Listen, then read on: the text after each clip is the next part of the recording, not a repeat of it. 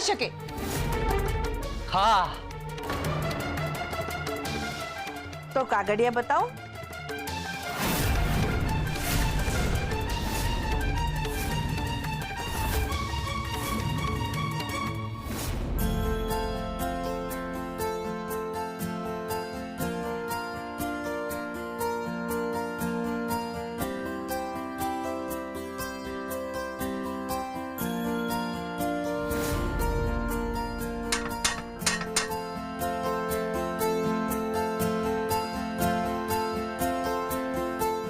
તમે કોણ? કોનું કામ છે? મારું નામ સરગમ છે. તમે કાવેરી આંટી છો? હા.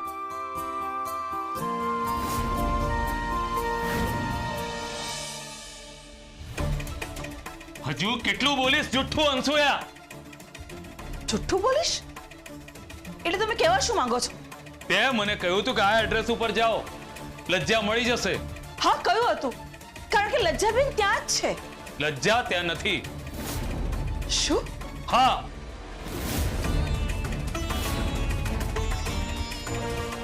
આવું તો કેવી રીતે બની શકે? લજ્જાબેન ત્યાં ના હોય એવું તો બને જ નહીં. અનસુયા, તારા સ્વાર્થના કારણે મારો પરિવાર સાચો હોવા છતાં મેં પોલીસ આગળ મારા પરિવારનો ખોટો સાબિત કર્યો. ફક્ત તારે કારણે. મેં મોટી બાને વસુંધરા પરીખ પણ કહી દીધા, પણ તારા જેવા વ્યક્તિના મનમાં ફક્ત ઝેર ભરેલું હોય છે તે આજે સાબિત કરી દીધું. અરે તારા વિશ્વાસે તે જે કહ્યું તેમ મેં કર્યું, અને તે મને ન છોડ્યો, મારી સાથે દગો કર્યો. મેં તમારી સાથે કોઈ દગો નથી કર્યો. બસ અનસુયા, એટલું યાદ રાખજે કે તેમ તું મારી પત્ની છે અને અયાન મારો દીકરો છે, તેમ લજ્જા પણ મારી પત્ની છે અને પરી અને ચિરાગ પણ મારા જ બાળકો છે. મને ખબર છે કે હું તારો ગુનેગાર છું. હા, હું તારો ગુનેગાર છું, પણ મારો પરિવાર નહીં. અને જો મારા પરિવાર કે મારા બાળકોને હાનિ પહોંચાડવાની કોશિશ કરી છે તો એનું પરિણામ સારું નહીં આવે. ફક્ત 3 દિવસ, 3 દિવસમાં લજ્જા મારી સામે જોઈએ, નહીતર તારો ભાંડો ફૂટી જતા વાર નહીં લાગે. હું પોલીસને ફોન કરીને કહી દઈશ કે આ વસુંધરા નિવાસ નહીં, કુંદન નિવાસ છે, અને મોટી બા વસુંધરા પરીખ નહીં, કુંદન ઝવેરી છે. ફક્ત 3 દિવસ, સમજી?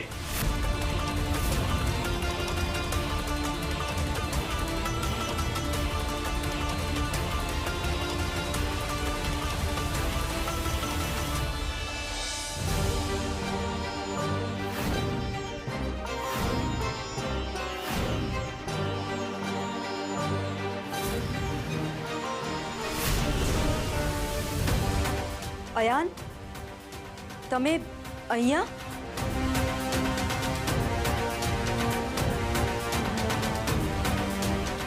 રૂપ, આ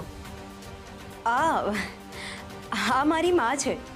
મારા માસીના ત્યાં ગઈ હતી, હવે પાછી આવી ગઈ. રૂપ, મને ખબર છે કે મમ્મી કોઈ માસીના ઘરે નહોતા ગયા, અને તું મમ્મીને ઇન્દુ આંટી પાસેથી લાવી છે.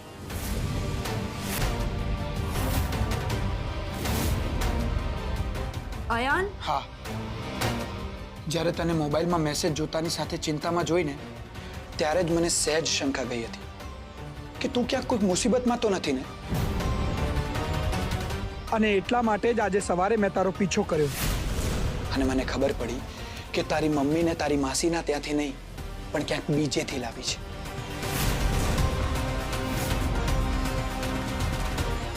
રૂપ, તે આ બધી વાત મને નથી કરી એનું ગિલ્ટ મનમાં ના રાખીશ. મને ચિંતા બસ એટલી જ છે કે તું અને તારી મમ્મી કોઈ મુસીબતમાં ના હોવા જોઈએ, અને તે આ વાત મારાથી છુપાવી છે તો એની પાછળ કોઈ કારણ તો હશે જ નહીં. એટલે હું તને નહીં પૂછું, પણ તને જ્યારે પણ યોગ્ય લાગે ત્યારે સામેથી તું આ બધી વાત મને કરી શકે છે.